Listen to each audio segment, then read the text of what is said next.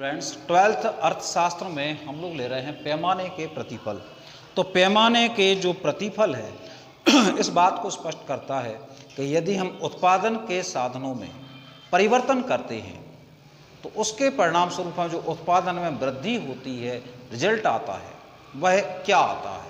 यानी उत्पादन के साधनों में एक निश्चित अनुपात में परिवर्तन किया जाए तो उसके परिणाम स्वरूप जो उत्पादन पर प्रभाव पड़ता है उसे हम पैमाने के प्रतिफल के अंतर्गत मापते हैं।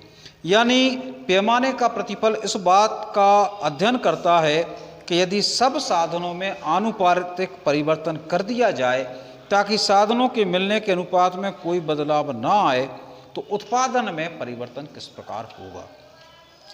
जो पैमाने के प्रतिफल है उसे 3 भागों में बांटा गया है। सबसे पहले आता है पैमाने के बढ़ते हुए प्रतिफल।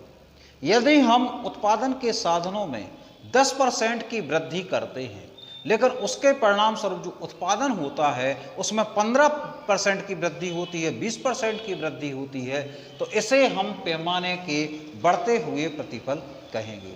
सेकंड आता है पैमाने के स्थिर या समान प्रतिफल।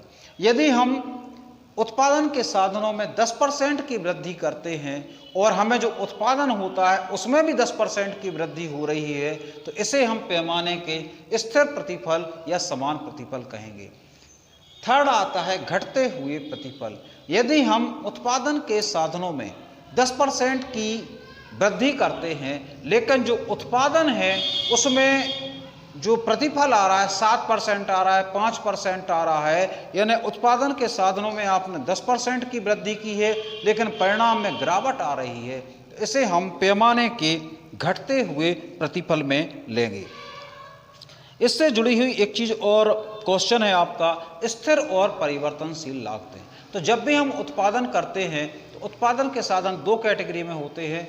कुछ साधन स्थिर होते हैं यानी उन पर बाजार या बाह्य तत्वों का कोई प्रभाव नहीं पड़ता, इन्हें हम स्थिर साधन कहते हैं। या इसको हम दूसरे शब्दों में कहें कि एक सीमित समय में इन साधनों की पूर्ति में कोई परिवर्तन नहीं किया जा सकता है।